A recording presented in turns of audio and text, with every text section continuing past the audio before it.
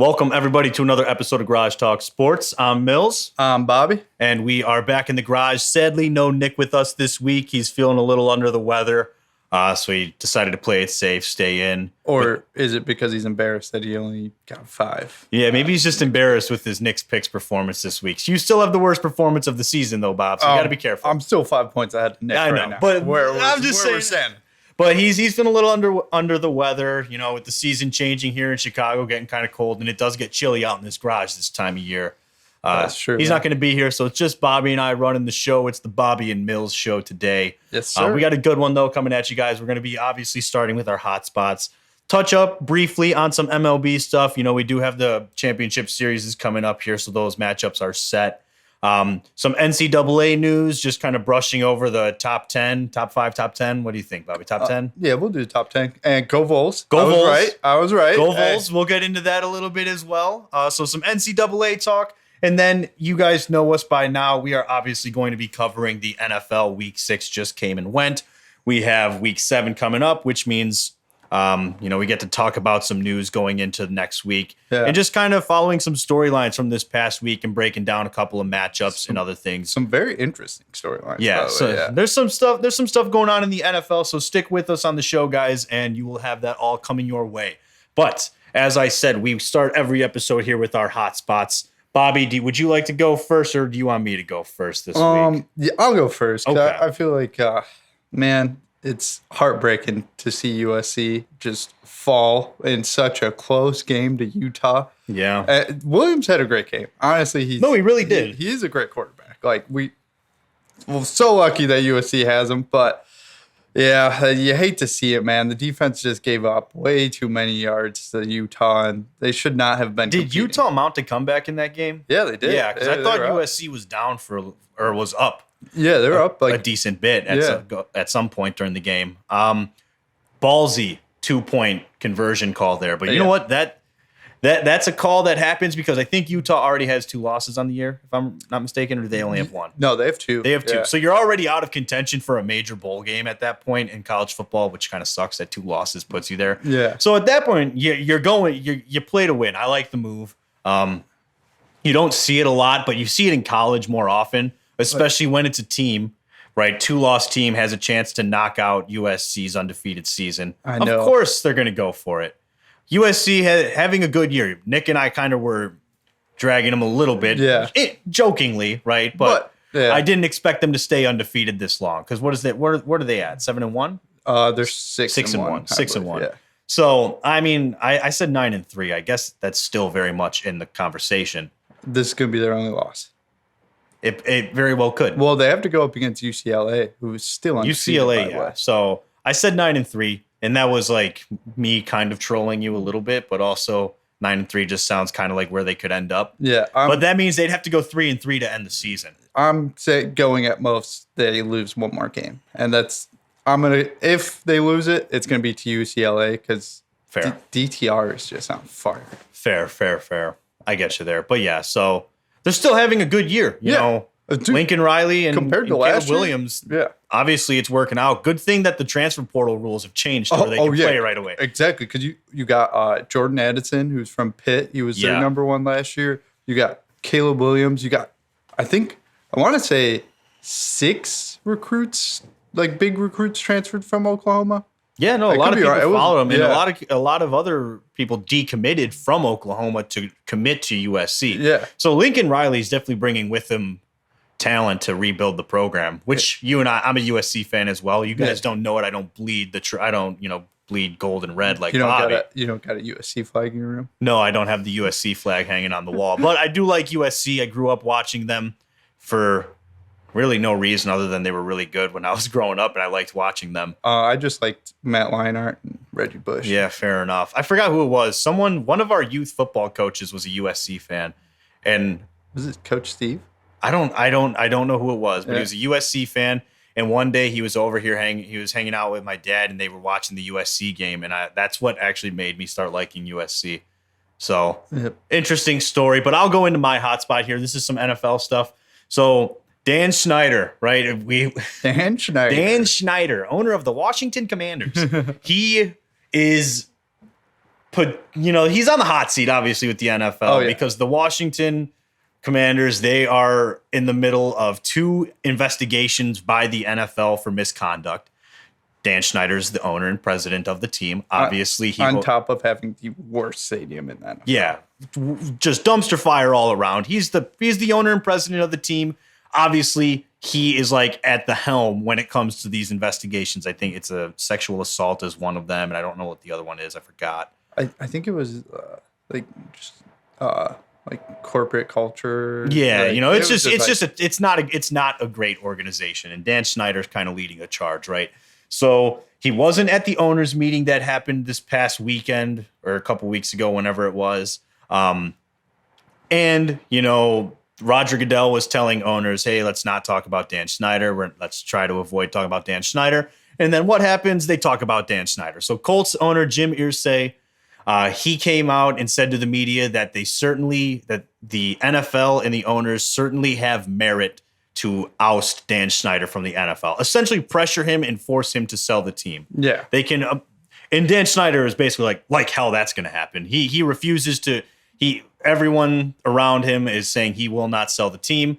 And there's been some rumors that if the owners in the NFL go after him and try to force him to sell, that he's got some dirt on a lot of owners and he's got some blackmail material. And he's going to bring everyone down with him that he can. Apparently Goodell, Jerry Jones. Yeah, there's tons. I'm sure there's dirt on just about every owner in the NFL. Oh, yeah. I mean, so if it does happen, I'm not a fan of Dan Snyder, but man, if they're gonna burn you, at least burn them all with you. You know what I mean? Yeah. If they're gonna start that fire, it's your job, Dan, to make sure it gets out of control. Bring them all to the ground. Bring them all down. I would love it. I would love to see it. Those rich assholes.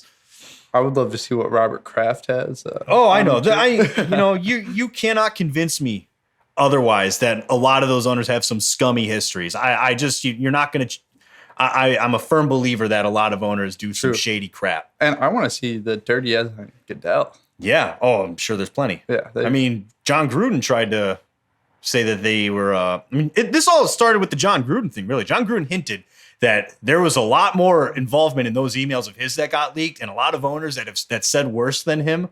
That miraculously none of their emails get brought up, but they're all in the same email chain. Yeah. And, the NFL kind of nipped that in the bud really quick. I don't think a lot of people are aware that that's something that John Gruden was saying. Yeah. So, there's definitely dirt out there. And if you're going to go for it and you're going to try and take out Dan Snyder, you know what, Dan? I don't like you. I think you're a scummy person. I think you're a bad owner of a football team. And honestly, the Commanders would probably be better off without you as their president. Oh, yeah, they 100%. But if they're taking you down, man, like I said, if they're going to start that fire, make it get out of control. I would love to see it. Purely from an entertainment and journalistic standpoint. We're journalists. Yeah, when you think about it, we are the media. Yeah, I would love to see it. Yeah, give us some material. Just give us episode. a little bit to just I would sink our it. teeth into. I would absolutely love that. But those are our hot spots. Yep. So.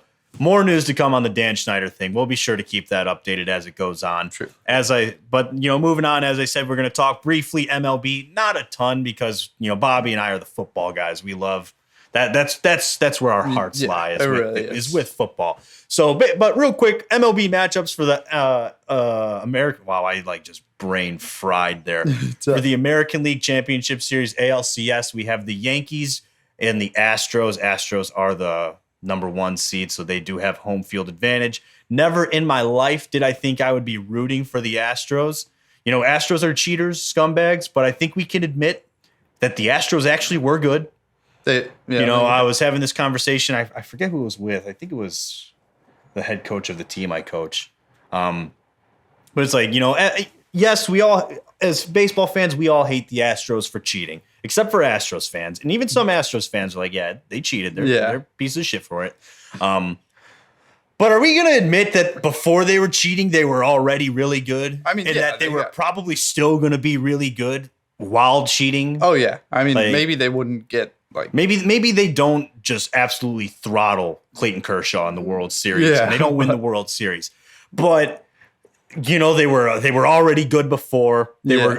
It was really a case with the Astros, and I'm going to say this, and feel free to disagree with me. They were a team that didn't need to cheat. Like, I really do think if they never cheated, they still probably would have gone to the World Series. Yeah. Maybe they don't win it. Okay, we can't say for certain. But the talent was on the roster already. Yeah, they were already built to win. I mean, yeah, because look at like even years later. Yeah, here they are. They're still here. They are. They're in the ALCS again. Yeah, it just the Astros are good. What else can you say about it? True. I hate them. I don't like them. I used to be a big Altuve fan. I'm not anymore. I used to be a big Carlos Correa fan. I'm not anymore. Alex Bregman used to be my MVP guy. Like, if you go back to this is throwing back to Bros Beard Sports. There was when Cole and I did our way too early MLB predictions. This was the year the Astros cheated, by the way. So all right. Pretty rough. But I specifically remember saying that, you know what? Alex Bregman's my MVP pick. I said that during spring training. I don't remember where he finished in the voting, but he had a phenomenal year. Cheating that year. He was cheating. He was cheating that year. But like, I was so confident in that prediction and everything, and just found out he cheated. That sucks. But I liked all those guys. I don't like any of them anymore. I like the guys that were there that weren't there when they cheated. I'm not gonna sit here and go, Kyle Tucker's a scumbag. Kyle Tucker wasn't on the Astros roster the year they cheated. Yeah, or Pena. Carlos Pena obviously wasn't. Right, Carlos Pena? Yeah, I think so. I can't remember, I'm pretty sure. It's that same Pena. And then I could be wrong on Yordan Alvarez. I don't know for certain if he was there the year they cheated or if it was the next year. That's we're going back a ways now, so it's kind of tough to keep up. But his rookie year was Eloy's rookie year, and I think Eloy's rookie year was 2017, so maybe, but I could be wrong. I could be wrong on that. Maybe he was on there. I don't know. I don't remember him, but whatever. But regardless, I'm rooting for the Astros because you guys know I hate the Yankees and those scumbag Yankees fans. Scum. Well, I mean, I'm glad you eliminated the Cleveland Guardians. Don't get me wrong, because I don't like the Guardians either, and they division rivals with the White Sox, so not much of a rivalry. I mean, honestly, they almost didn't. Yeah, I know they didn't even get a day rest, right? They got a rain delay, postponed it to. Okay. The Guardians game, the Guardians series. Yeah. Yeah. So they were supposed. I don't think they were going to, but there was the game was supposed to be 2 days ago, which would make that Monday night. And it got canceled or postponed to yesterday because of rain in New York. Okay. But they eliminated the Guardians, so thank you for that, Yankees fans. But even then, I was almost rooting against you guys then. That should tell you how much I hate the Yankees. You really hate the Yankees. I hate the Yankees. I hate Yankees fans. Scumbags. Scummy or just scumbags. Well, all of them. It just seems like I don't know. The Yankees just aren't playing that well. And the Astros, they're getting red hot right now. Yeah, Astros, I think this is really the Astros series to lose at this point. Yeah, and one more thing about the Yankees fans. Let me just go in on you guys a little bit more here. One more thing. You're really gonna boo Aaron Judge? Oh man, he's having a 3-game slump in the postseason. Obviously, it's not ideal. That's the postseason. But you are so just dense and just empty in the brain. They really are. That Aaron Judge, the guy who broke records, 62 home runs on the regular season, broke I think it's Don Mavis was his name, or Maris. I don't remember the dude. Another Yankee who holds the American League record for home runs in a season. It's like you are gonna boo that guy. He's probably going to win MVP. He should, at least in my opinion. Yeah, and there's all this speculation that he's not going to come back to the Yankees, and then you boo him. You have the audacity to boo him. This is why I hate Yankees fans. You know what? I would. They are if just. he was on the Cubs? I wish he was on the White Sox. I wouldn't boo him. I would never boo him. I would never boo him. Are you kidding me? Have a 20-game slump. I wouldn't boo him. I would never boo him. I don't even boo guys on the White Sox this year when they pissed me off. I only ever booed La Russa. But gosh, Yankees fans, you are just some smooth-brained, empty-headed dumbasses. I don't know what else to say. And we're clipping that. I want that audio out there, man. You want to just lay it out for all the Yankees fans? I hate Yankees fans. Bring me the smoke. I couldn't care less what you guys have to say. You're all a bunch of dull, dense dummies. True. But Go Astros. Oh, needless to say, go Astros. I'm rooting for the Yankees because my World Series prediction's still alive and well. It is still we alive got and the well. Yankees and the Phillies. And I want to just add, Phillies blew through the Braves. They blew through the Braves. Literally. I think it's safe to say no one expected Padres Phillies for the NLCS. Yeah, I think it was Braves Dodgers. You were definitely expecting. I don't think anyone saw this being your matchup, but I gotta go Phillies. And Kyle Schwarber hit a bomb. Oh, dude, that was game like one. 488 feet. He it was crushed. insane. Who would have thought Kyle Schwarber? All things considered, I feel like he's having the most success post Chicago Cubs I think so. than the rest of them. Baez, terrible. Oh, dude, Baez Honestly, stinky. yeah, I'm glad we didn't use that. Yeah. Baez. Bryant. There was a point where you wanted to keep Baez. Yeah, but after this year, it was just absolute meltdown. I would say it's between him and Rizzo.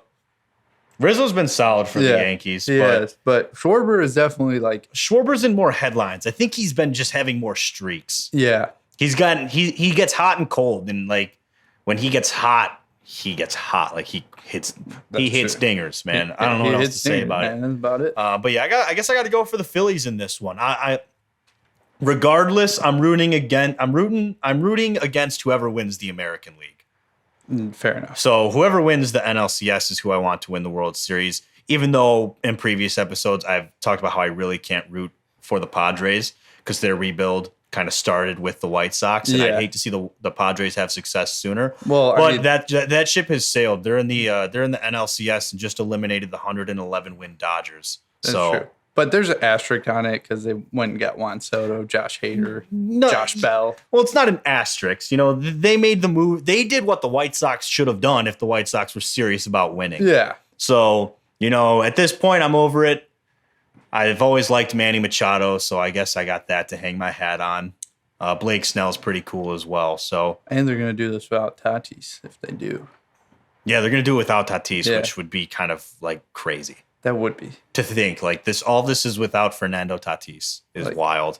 But either way, I'm rooting for, I don't really care who wins that series, to be honest. I guess I'm going to root for the Phillies just on principle. But if the Padres win, I'm rooting for them. So that's pretty much it. Yeah. But let's go Phillies, I guess. We're going Phillies. I got to root for the Yankees because Rizzo's on that team. That's Scum, Bobby. Get out of my garage. Hey, but, get out of my garage. He might opt out of his contract. And he might. Judge and dude, what is this fly just buzzing around my head? It's freezing. What is it? Yeah, how is this thing even alive in here? Whatever. Yeah, but hey, he might opt out of his contract. Maybe you see Aaron Judge and Rizzo back on the Cubs. I don't think that'll happen, Bob. I don't think either of those things are going to happen. It could. It could happen, but very much. We'll have to see. But there's not much else to talk about MLB related, so we can get into the football of the show here. So let's start over in the NCAA. Like I said, we're going to mention the top 10. You got the top 10 pulled up, Bobby? I got the top 10 pulled up. Go Vols, by the way. Volunteer state. Did you do your research, Bobby? Did you find out why they're the Volunteers? No, I didn't. I didn't like it. Really? You got... Okay, so let me give you a brief history lesson for those who are curious. Tennessee is known as the Volunteer state, and Nick was kind of right last week when he mentioned it, because of their willingness and eagerness to step up and help during times of war. Back to the Civil War? Just in general, I guess. We can go back to Civil War and stuff. But that's just their thing. During times of war, I guess the people in the state step up and help the country. However, whether that's they dedicate, if we're talking Civil War, I don't know what side they fought for, so I don't want to get into that. I would have thought. I don't want to commend them if they stood up for the Confederacy. You know what I mean? It's really not I would have thought, since it's the Smoky Mountains, Tennessee, forest fires, volunteer. So volunteer to put out the forest fires. Yeah? Sure, maybe they do that too, Bob. But the key point was that during times of war, the people of Tennessee, Tennessee's eagerness and willingness to help during those times. And what kind of help? I didn't read that much. I didn't read that much into it. Just help. Okay. So maybe that's more more industry, more production, or maybe that's going back to times where the Civil War and stuff, and getting involved when they didn't want to be involved. I don't know. I didn't go that far. Yeah. Like I said last week, Bobby, we'll have to take our happy asses to Tennessee and find that part out. Yeah, we're going to have to do But so that's why they're the Volunteers, the Volunteer State. Volunteer State dunked on. They dumped and dunked on it was Alabama. Absolute great game. And beautiful. Who's number 11? What's his name? I forgot his name. Some Tyrant. I forget his name. Yeah, but the wide receiver. 5 touchdowns. He popped off, man. It was insane. Dude, Tennessee has such a great offense. Like they just incredible.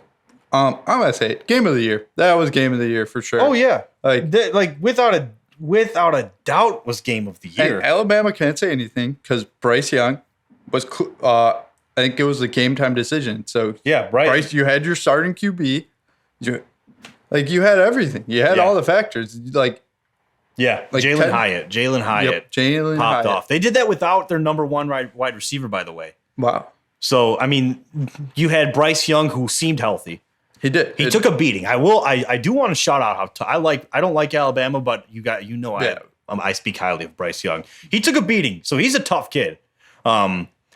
Looked healthy for the most part. I mean, he made some great plays as well. Yeah. This was an uncharacteristic SEC game. 52-49 is the final score. And it's like, man, that's a that was a Big 12 style football game. It really was. It was like no defense in that game. Yeah. And like the amount of times Tennessee just put together like a 3-play drive and would go 70, 75 yards and score. It's just insane. Very good. It was impressive showing on offense from both teams, not so much on defense. Yeah. And that may have just established Hooker as being like around 1 or 2 talent right there. Yeah, he looked really good. I mean, he's got some flaws in his mechanics and everything, obviously. But he can be like, oh man, who's the dude from Texas A&M that you and I both liked? Oh, Kellen Moore? Kellen Moore. He could be like one of those. Mond. Yes. Kellen Moore is the Boise State and offensive coordinator is he still the OC for he's Dallas? Still OC, yeah. Okay. No, so he could be like a Kellen Mond type, 2nd, 3rd rounder. Desmond Ritter's another good comparison. Yeah. Like a 2nd, 3rd round guy who has some upside, but obviously needs some more development because he does have some raw aspects to his mechanics and whatnot. But you could see it. But he made good throws for the most part, good reads. 21 of 30, 385 yards, 5 touchdowns, 1 interception. And he did. If I remember correctly, it wasn't a great interception. Like it was just a bad throw. Yeah. But you know what? He got hit on that throw, so I guess you get a pass a little bit too. True, and you're going up against Alabama's defense, who's probably number 2 defense. And he's versatile. He's got legs. I mean, he rushed for I think 50 or 60 yards. But so man, it was a very good game. Back and forth. I mean, Tennessee takes a dominant lead, right? Yeah. They go up they were up what was it, 24-7 at some point. Alabama storms back. Tennessee's the thing is, the defense didn't look great at times during the game, but both defenses stepped up at critical points to make it a game. Tennessee could have very easily let it get out of hand. They were down a possession, and I think that's when the interception happened, to be honest. Yeah, I think so. They were already down a touchdown. Then there was a muff punt. The muff punt early in the game was terrible. But that was when Tennessee was running up the score. That was a boneheaded move. Nick Saban was furious. But the defense has stepped up at critical times to keep it a game for both teams. You know, the reality is Alabama's defense had to step up to let Alabama get back into the game. And then Alabama kind of started to impose their will a little bit on defense more so, because there was a point where Tennessee wasn't getting anything going. They're down a possession. The interception happens. They have a chance to pretty much put the game away. Tennessee's defense, very clutch, made a very clutch 2-point stop, I believe, as well, if I'm remembering correctly. You know, I'm diving all the way back to last Saturday. I know. My memory ain't the greatest. But and it was just insane. Much happened. It was such a good game. And at the end of the day, Alabama suffers their first loss of the year. This was a big one. We highlighted this matchup weeks ago. We did. A few weeks ago, we highlighted it. And it did not disappoint. It did not disappoint at all. And it's always good to see Alabama just Yeah, I like watching Alabama fail. lose. Yeah. Very uncharacteristic Alabama loss there. Like you can usually an Alabama loss is like, 24-20 or something. But like when the offense, it's rarely the defense that isn't firing. You know what I mean? Yeah. And I will say there was some ticky-tacky penalties called on Alabama, but regardless, there was a makeup call that happened on what would have been a second interception for Hendon Hooker. Right? Yeah, that was kind of a little the one that intercepted at like the goal line. Yeah. But that I do believe it. My dad's a ref, right? So he insists that that makeup calls don't exist, right? He has to. That's the political thing. Yeah. Not changing my mind. I believe that refs give makeup calls.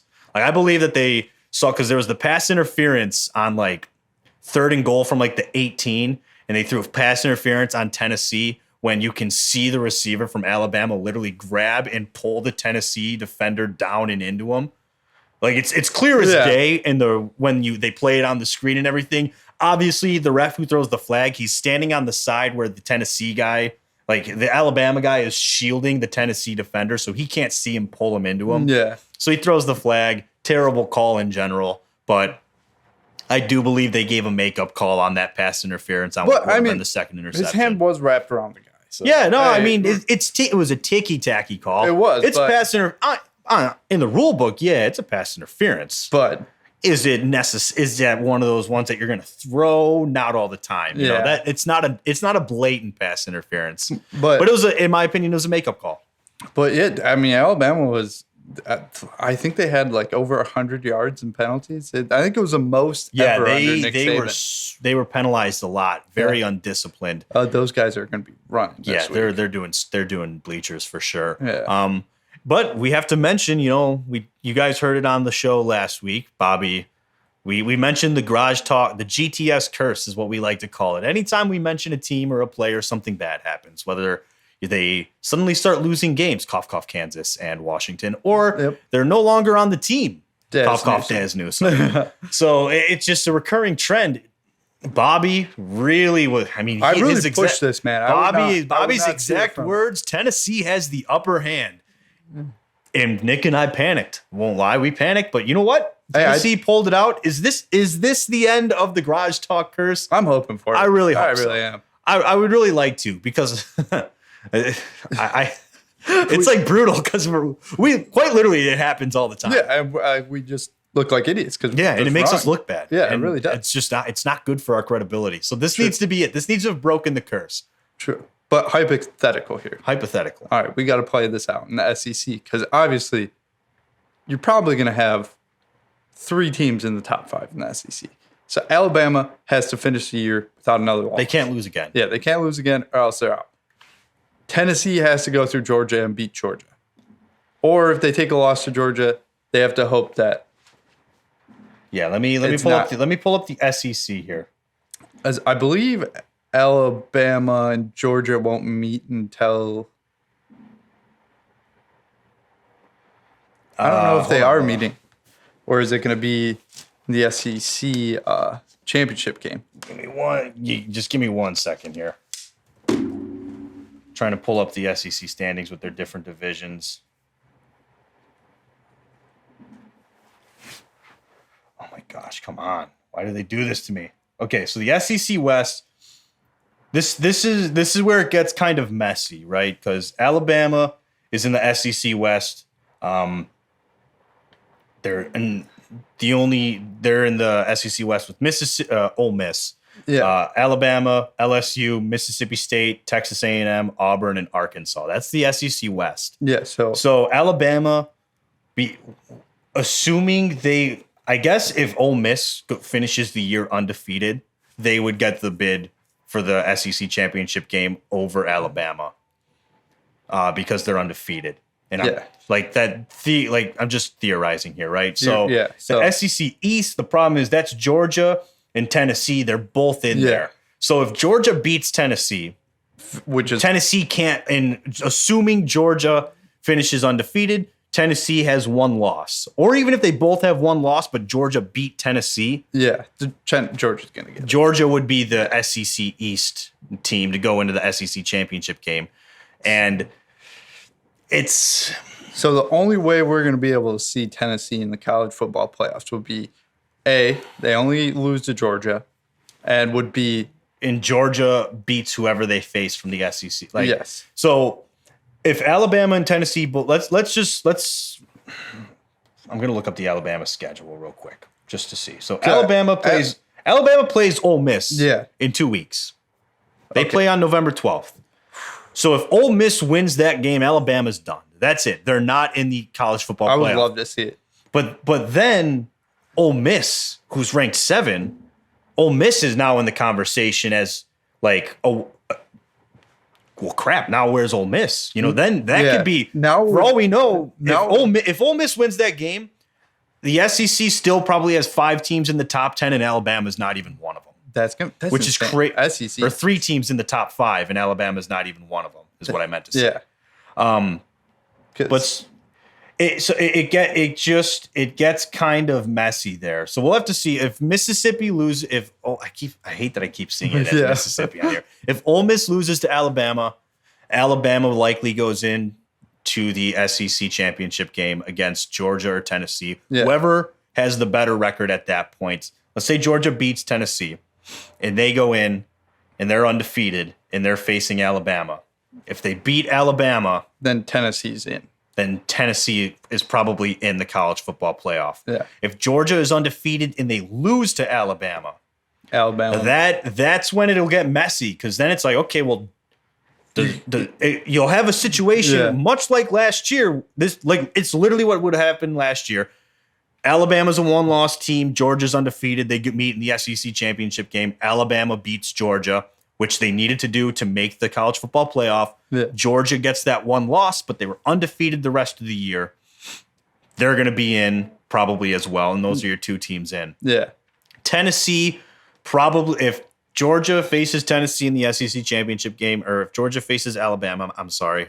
I'm a lot of talking right now. Yeah, it really is. If Georgia faces Alabama in the SEC championship game and they beat Alabama, Tennessee, or if Ole Miss is a 1-loss team, though now you're looking at those 2 teams. Which one of those do you put in? Because one of them would probably go in. I would probably give it to Tennessee because they beat Alabama. Yeah. Well, it would really depend on how bad, if Tennessee loses to Georgia, how bad they did lose. Yeah, that's true. That's true as well. Factor, yeah. There's a lot that goes into it. It's really hard to hypothesize. Is that a word? Yeah. It's really hard to hypothesize. I feel like a big brain for that one. It's hard to kind of play out that scenario right now, but in my opinion, the most likely scenario is that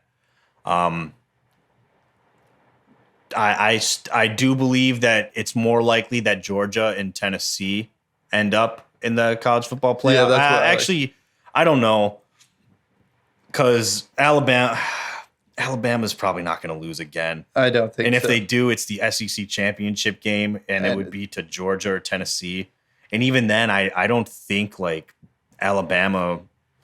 I could see Alabama winning the SEC championship. I do too. Yeah. I don't even want to predict it really, but right now, as it stands, Bobby, with Alabama, Mississippi, Tennessee, and Georgia all being ranked in the top 7. Yep. At least 2 of those 4 teams will probably be in the college football playoff, and whichever ones they are, I don't know. You know, I can have a guess, but I can't say for certain who it'll be, because there's still so much. Georgia has to face Tennessee. Alabama has to face Ole Miss. Yeah. So after those 2 matchups, the picture becomes so much more clear. Yeah, it really becomes so much more clear after that. Or, well, I guess actually maybe not. It actually couldn't. It's going to be a messy end of the season. Yeah, and that's insane. SEC is really the best football division. Yeah, this is making clearly they have 4 in the top 7. This is making my brain hurt, Bobby. Really Just give us the top 10. All right, we'll do Georgia number 1. We got Ohio State number 2. Tennessee moved up to number 3. Mm-hmm. Michigan is number 4 after they absolutely just ground and pounded Penn State. It was the Penn State Nittany Lions. Yeah, we learned that last week. Yeah, we learned that was Mascots 101 with Bob last week. Yeah.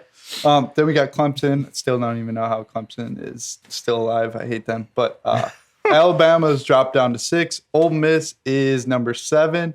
And TCU, number 8. TCU had a big comeback as well against Oklahoma State. Oh, yeah, because I saw it was like first quarter, and I was like, I like to root for Oklahoma State, but they're just a team that doesn't get over the hump. Hey, TCU, number 8. Good for them. Horned Frogs. Really UCLA is number 6. They are 6-0. Number 6 or number 9? Or number 9. They are 6-0. They have to go through USC. So I believe if they get through USC, Pac-12 won't get a. They won't. I don't know, man. They'll move up. They'll move up, but it depends how far. Because they're on the cusp. They're really on the cusp. Yeah, but the Pac-12 just is not as good as the other Power 5. Then who's number 10? Number 10 is Oregon, which really I don't agree with that one. But I think you would have to put like who's 11? 11 is Oklahoma State. Then we got USC at 12, Wake Forest at 13. I could justify Oklahoma State or USC above Oregon. Yeah, you could. Oregon's a little. I'm sorry. I'm not buying Oregon on that one. Sorry. Oregon at 10, I'm not a big fan of, but the rest all kind of add up. That's true. And Syracuse is still undefeated. So we'll see. Where are Good Fighting Illini ranked at? 15, 16? They're 18, I believe. Yeah, 18. Well, you know what? Hey, they're 6-1 for the first time in years. They're bowl eligible. They are, which is insane. Which hasn't happened for a couple of years, I believe. So we'll have to. I mean, that top 10 for the most part adds up, but it just goes to show you again how dominant the SEC is. They are, man. It's insane. And you know, Ohio State and Michigan are in there as well in the top 5. But I'm not buying I'm really not buying either of them, to be honest with you. Michigan, I thought, got embarrassed last year by Georgia. They really did, but I don't know. This year, the thing is, until they meet up in a college football championship game, you got to rank them based on how they're playing and who they're playing against. So, and I have been liking JJ McCarthy, but in that Penn State game, dude, they didn't really even throw the ball that much. So it's like, I don't know. And he had a pick. I mean, they had a dominant win against Penn State. Oh, yeah. Dude, their running backs, I think they combined for like almost 400 yards. And just insane. Yeah. Brutal. But no, top 10, that adds up. So we'll see. We'll see if there's any big shakeups next week. And any key matchups? I don't really think there's much next week. I don't really think there's any like big ones. So we'll highlight Ole Miss, Alabama, November 12th. That is the matchup. Unless Ole Miss loses next week, in which case, But if Ole Miss is undefeated going into the November 12th matchup, that's big. That is big for the rankings, not only in the SEC, but just top 10, top 5 even at that point as well. Big. So that's the big matchup to watch. And then let's see when Georgia faces Tennessee. That's next. Oh, no, never mind. That's 2 weeks. Okay, I was about to say. November 12th is 2.5 weeks. I keep forgetting it's Wednesday because it's like Saturday, then Saturday. Yeah, we're like 2.5 weeks. So there's 3. The third matchup coming up for Alabama is at November 12th. A week from Saturday, November 5th, is Tennessee and Georgia. So that's the big matchup to look at that point. But otherwise, there's really not a ton for this next week. So that'll kind of wrap up college football talk there with us, and let us get into it now. Let's get into some NFL stuff, Bob. Yep. So let's start kind of in order of how the games played. Thursday night football, Bears Commies, absolute dud again. It really Thursday night football. Thursday just brutal. Ain't it? Boring football. I've never liked Thursday night football to begin with, and it's just harder to watch it now because it's just boring. Yeah, it really is. Bears looked like crap. Commanders looked like crap. And honestly, the Commanders looked worse than the Bears, but a Velus Jones Jr. muffed punt sets them up for the go-ahead score, which, embarrassing. Just absolutely embarrassing. Shout out to Brian Robinson Jr. First touchdown. First tutty. After being shot twice. Many men tried to kill him. Yeah. Hey, he's back. He's back. Back and better. So absolute dud, man. Not much you could say about it. Just piss poor performance from both teams. Carson Wentz broke his finger. He's out for 3-4 weeks? I believe so. We got a good Ron Rivera rant post-game because of some comments made about the quarterback play the week before. He was pissed. He walked off that podium, he man. Was pissed. He was cursing out some media. But, obviously we're going to focus on the Bears here because that's where it begins. We're in Chicago. That's kind of where our focus is for that matchup, obviously. Just overall, it's just pathetic, man. I don't have much else I can say other than it's just pathetic. Yeah, it's tough to watch. It's tough to watch. Like the team can't. You know, we're gonna get on a little bit of a tangent, so some expletives might fly. I'm gonna just preface with that. It's fucking terrible. It's terrible football. It really is. And it's what's pissing me off is the defense. If a defense holds any team to 13 points, they should win. Yeah. Yet here we are, 13-7 is the final score of the game, and it's just like what the hell? I have no words to describe what it's like watching the Bears this year, but I think I'd rather just punch a brick wall until my hands break. Honestly, like that is more entertaining than watching what this Bears season is. And we all knew it was going to be bad. Yeah, right. We knew it. The Bears weren't going to be good. It was very clear from Ryan Poles that, you know, this was going to be a year we're going to fill in our roster with some journeyman guys who can just hold it down. Right. We got to get bodies on the field. It was very clearly we're going to be cheap because we got to be cheap.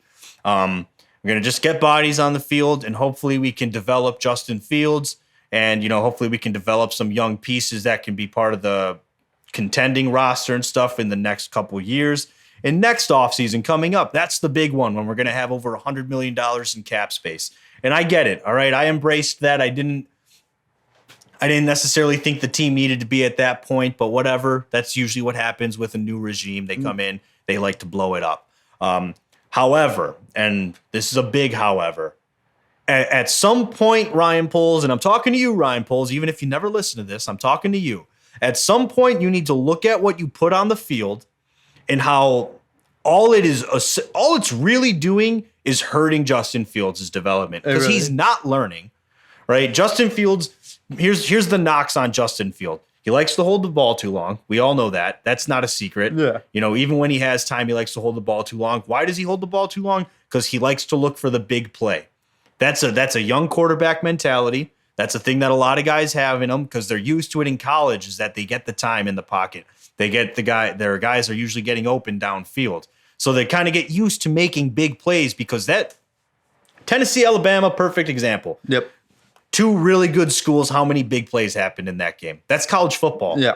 And a big part of developing a quarterback is teaching him to take the easy throws, get in rhythm. And those are things he struggles with because he's still trying to, you got to rewire him a little bit with how he approaches the passing game. But we don't have guys who can catch the ball. So it's like Justin Fields makes mistakes. Obviously he's going to, but when he doesn't make a mistake, the team is so bad that it doesn't matter. Yeah. It's like I'm watching guys, Amir Smith-Marset, who's finally been cut, by the way. I'm glad. Apparently it's a strategy to catch a ball with your damn face mask. I don't get it. I don't. This is it. That's it. This is it.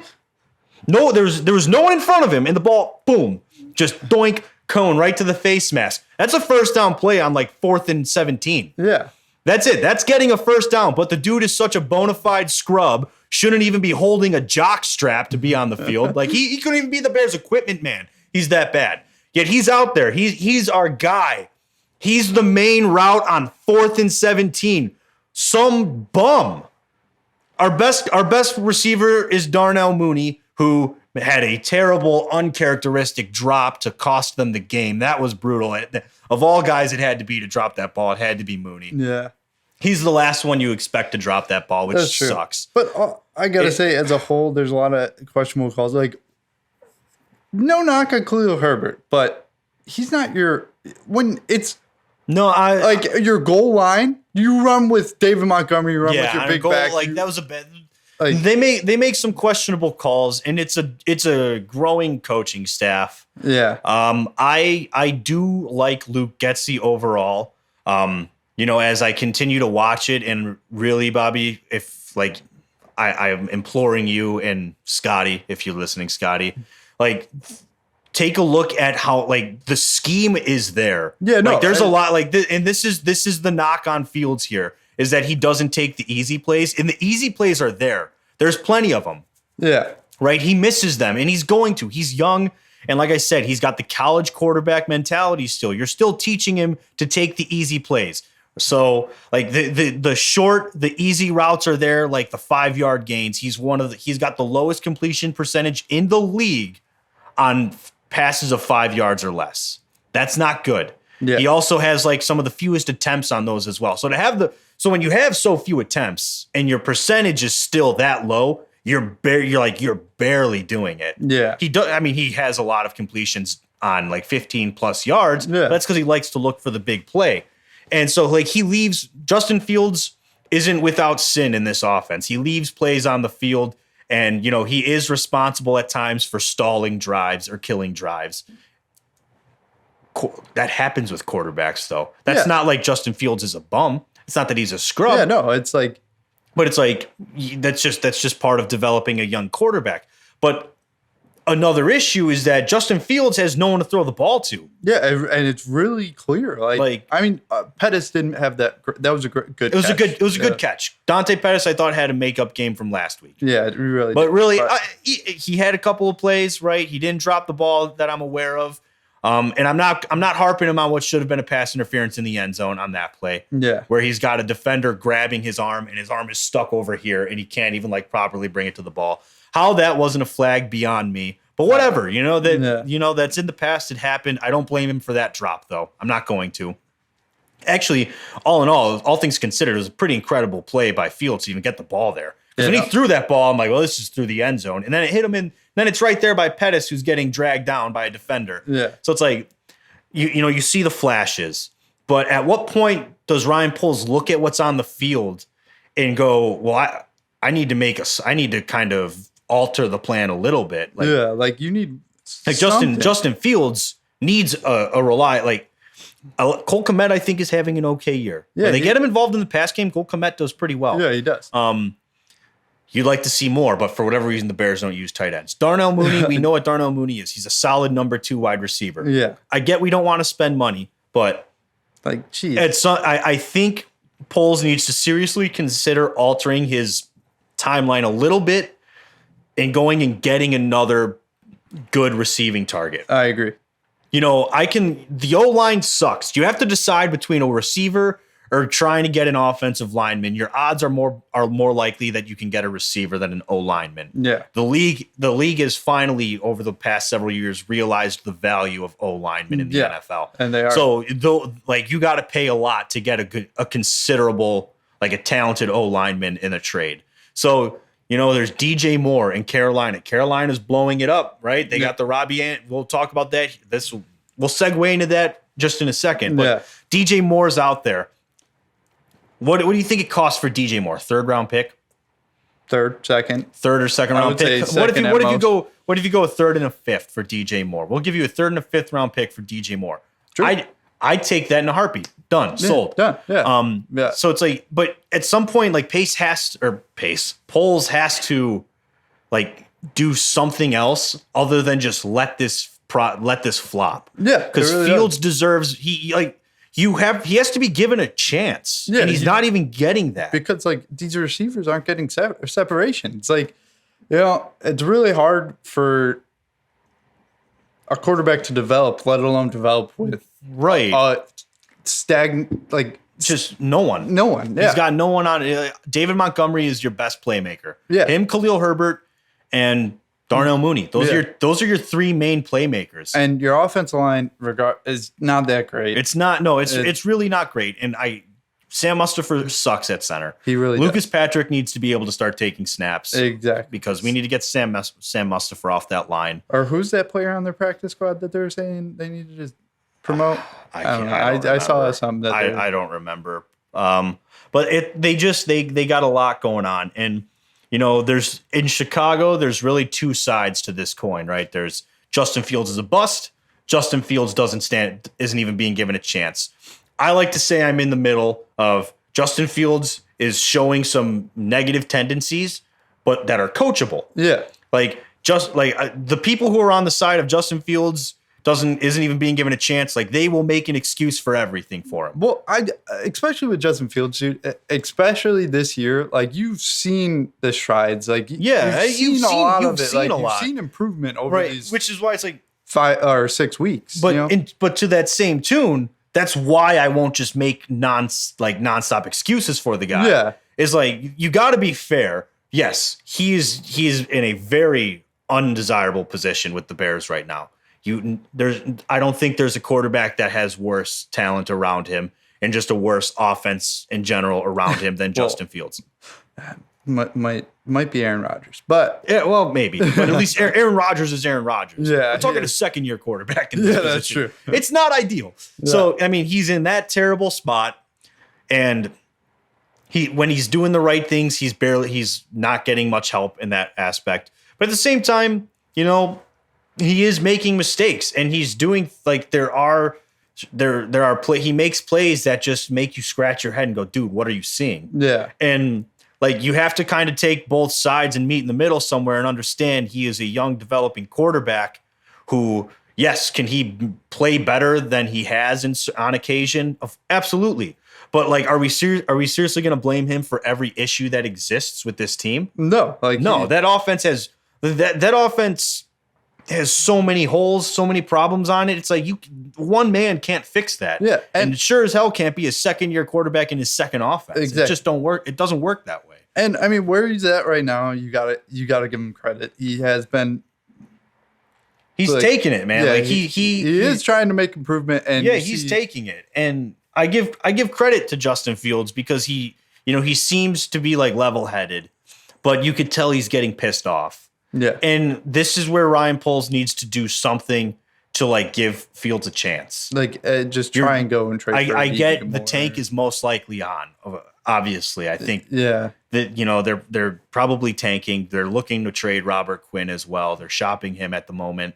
So it's like, okay, the tank is on, but you need to help a little bit. Like you need to do something to just give Justin Fields a little bit more because this is going to stunt his development playing on such a bad team. It really is. And you got to be a little aggressive here just to give him a chance to truly develop. Yep. But like I mentioned, DJ Moore will kind of roll into what's going on in Carolina. Obviously, they fired Matt Rule a week ago or 2 weeks. And then saw that come from a mile away. And then Steve Wilks, interim head coach, defensive coordinator, kicked Robbie Anderson out of the game last week, this past Sunday, sent him to the locker room.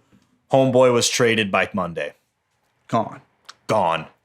Altercation with the coach.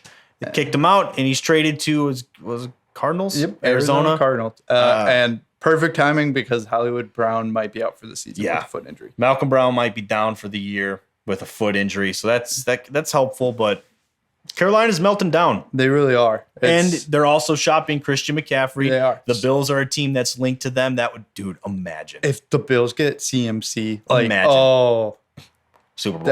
The Super Bowl. Like they already are. No problem. Well, they already established themselves as a powerhouse this year with knocking off the Chiefs like that. Yeah, that's gonna be a like all-time classic matchup just going forward. Really? That's gonna be like the Colts Patriots with Brady and Manning. Yep. Like for years to come. Yeah, that matchup's going to be something crazy. That's going to get a lot of prime time over the years here. But for CMC's sake, that would be the best signing spot. Absolutely. Like that, if he goes there, that would be insane. But another running back that could end up there's Cam Akers. That is very obviously true. Things aren't great in LA with Cam Akers. I don't and know what McVay. I don't know what the fallout was, but they were saying differences with the team. He is not practicing or not playing with the team. Yeah, I think I don't know like I said, I don't know the details, but something happened and it was obvious in week 1 when Cam Akers barely touched the ball. Yeah, and McVay said he needs to see more from him. Cam Akers probably was like, fuck you. Yeah. That's honestly probably what it is. It's like F you. I don't know. I don't know whose side to take on that one. McVay's proven that he's a really smart offensive mind. So I'd like to think he's got a reasoning there. But at the same time, I think the Rams kind of don't look that great this year. Their offensive line's terrible. Matt Stafford is back with the Lions pretty much. And their offensive line sucks. And I don't know if McVay's expecting more, but none of the running backs are doing good. Yeah, and it's like Cam Akers probably feels like he was a huge part of their postseason run coming back from injury last year. The Super Bowl run and everything. Cam Akers, didn't he have a crazy playoff game? Or no, that was the year before, I think. I think that was the Cardinals. He had a big rookie year. He was a critical part of their postseason Super Bowl run last season. Yeah. So he probably feels like he earned some respect. Yeah. And then it feels like McVay's showing him none. Yeah, really. And like I said, we're not in the locker room. We don't necessarily know. But yeah, it's questionable. I would say if you're Buffalo, though, you're going to want either of those two running backs. That would be the best. Yes. That's the only hole that team has. Yes, that would be legit. What if each of them ended up on the Chiefs and Bills one way or the other? Oh man. Like, can you imagine if that would just be terrible. Just add to that matchup, which, Josh Allen got his redemption. Kermit threw a brutal interception to end the game. Love to see it. I root against the Chiefs, man. Hey, I don't blame you. That was a great all-time classic matchup. And then we had Sunday Night Football. Eagles remain undefeated. I called it. You guys did, but you know what? The Cowboys almost climbed back into that one too. Hey, Cooper looked real bad. He had a rough, especially in the first half. It was bad. Eagles defense is it's tough. They have a legit defense. They're a legit team. Yeah. And another team in the NFC East that I think is pretty legit now is the Giants. Yeah. Brian Dable really made a huge difference for Daniel Jones. And I clowned Daniel Jones during the offseason, but it's good to see because I like Brian Dable. I have nothing against the Giants. I want him as Bears coach. Yeah, he was my pick for the Bears job. Didn't get it, which is disappointing. Daniel Jones looks pretty solid in that offense. Yeah, he does. Saquon's having a revival, obviously. So I mean, they look pretty legit. They just took out the Ravens, I believe it was. They beat the Ravens and coming off of a win in London against Green Bay as well. It's two big teams. Two big teams. Although the Green Bay, brutal loss, 27-10 to the Jets. Bob Saleh really has, he's got the Jets flying right now. Yeah. They're taking off. Yeah, you like that little, I'm proud of myself for that one. Taking off. Jets are taking off, man. What can I say? True. But that stuff comes naturally to me, those puns. Just too good, too easy. Cakewalk. Sorry. Bob Saleh is doing a great job in New York. Though both New York teams on the rise. Yep. Green Bay doesn't look great. Love to see it. The crazy thing is, if the Bears would have, scored 14 points, they would be in second in the division. Imagine, or if they did that and they actually mounted the comeback against Minnesota, they'd be in first, Bob. They would. They could be 4-2. But, Amir Smith-Marset with two critically bad plays in each game. One bad play in each game. The terrible fumble. And then should have been cut after that game. Should have been. I said he should have had to find his own way home after the Minnesota game. He should have. It was insane. Absolutely pathetic, though. Yeah. But we got some critical matchups coming up this week that we will touch upon in Nick's picks. Yeah, we'll dive into those in Nick's picks. No question of the week, guys. On short notice with Nick not being here. Yeah. It's hard to come up with a good question while we're doing the show. Yeah, it really is. Yeah. So no question of the week this week, but don't worry, Nick will be back healthy and strong. But I'm going to be in Mexico next week. That is true. So you guys are welcome you guys can use the garage. Well, obviously. You said we could do a Monday night, right? Oh yeah, or we could do a Monday night. Nick will be back with the question of the week, and if he's not back for our next episode, Bobby or myself, we will come up with one. But that will wrap up the episode, guys. Thank you, as always, for listening. If you like what you heard, please give us a like and share on social media. All of it linked in our website, garagetalksports.com. Please, guys, any posts, any support, anything really helps. We really do appreciate it. Thanks for listening, guys. We will talk to you next week. See ya.